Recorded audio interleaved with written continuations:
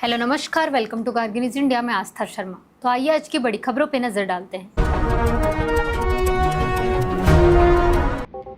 रक्षा अधिग्रहण परिषद ने सशस्त्र बलों की युद्ध क्षमता बढ़ाने के लिए 52,000 करोड़ रुपए के रक्षा खरीद प्रस्तावों को मंजूरी दी है। इनमें आकाश तरंग, MRSAM सिस्टम और जेट आधारित कामिकाजे ड्रोन समेत कई आधुनिक रक्षा प्रणालियों की खरीद शामिल है।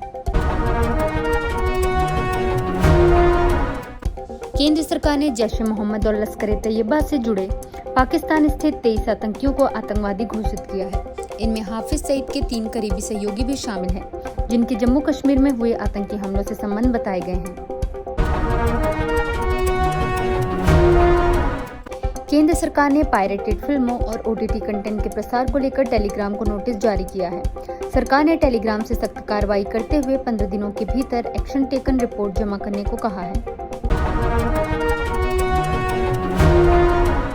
इंडिया गठबंधन के 23 विपक्षी दलों ने चीफ जस्टिस को पत्र लिखकर देश में लोकतंत्र के खतरे में होने की चिंता जताई है। विपक्षी दलों ने चुनाव आयोग पर पक्षपात का आरोप लगाते हुए मतदाता सूची के स्पेशल इंटेंसिव रिवीजन की आलोचना की है। अयोध्या मंदिर में दान की राशि और कीमती सामान की चोरी व गबन के आरोपों पर RSS ने पहली बार प्रतिक्रिया देते हुए घटना को निंदनीय बताया है।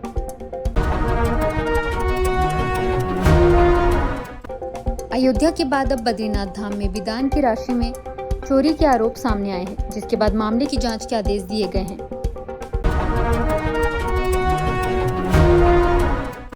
दिल्ली की मुख्यमंत्री रेखा गुप्ता ने हालात सामान्य होने के बाद वर्क फ्रॉम होम और अलग अलग समय पर कार्यालय खोलने की व्यवस्था वापस लेने का आदेश दिया है। प्रधानमंत्री नरेंद्र मोदी 6 जुलाई से 6 दिवसीय दौरे पर इंडोनेशिया, ऑस्ट्रेलिया और न्यूजीलैंड जाएंगे।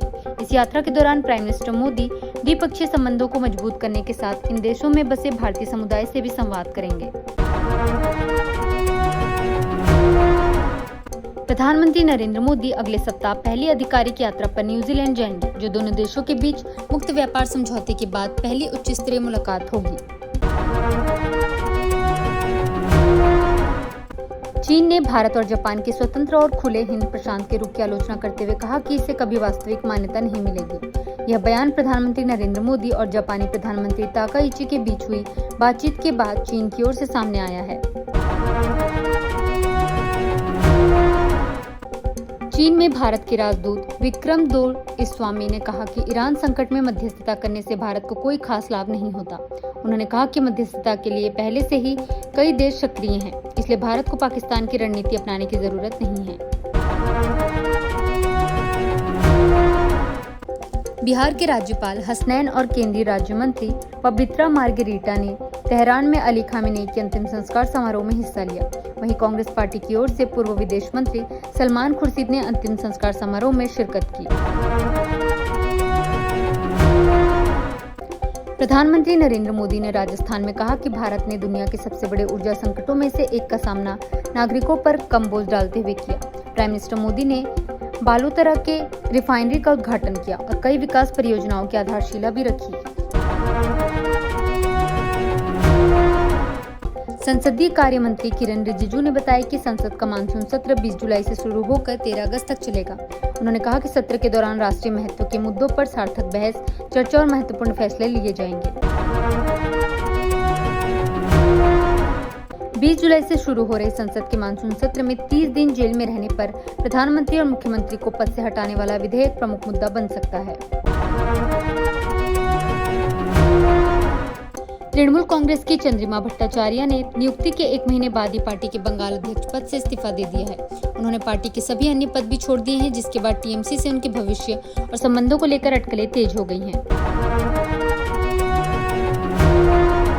मुंबई में बुनियादी ढांचे से जुड़े हादसों में हुई मौतों पर बीजेपी नेता के कथित तौर पर हंसने को लेकर विवाद खड़ा हो गया है। राज ठाकरे ने मुख्यमंत्री देवेंद्र फडणवीस को पत्र लिखकर संबंधित नेता के खिलाफ कार्रवाई की मांग की है। राम मंदिर और RSS मुख्यालय की रेकी से जुड़े आतंकी समेत हाफिज सईद के एक रिश्तेदार को केंद्र सरकार की आतंकवादी सूची में शामिल किया गया है। कुल 23 लोगों को गैर कानूनी गतिविधियां रोकथाम अधिनियम यानी UAPA की 4थी अनुसूची के तहत आतंकवादी घोषित किया गया है। चीन में भारत के राजदूत विक्रम दोरईस्वामी ने कहा कि अधिक चीनी निवेश से भारत चीन के व्यापक संबंधों को फायदा हो सकता है।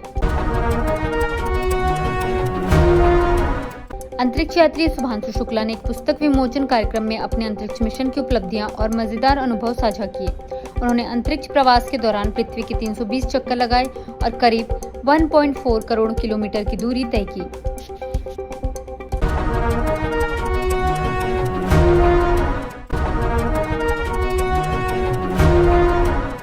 ये थी आज की बड़ी खबरें। बने रहिए गार्गी न्यूज इंडिया के साथ। मैं आस्था शर्मा, धन्यवाद।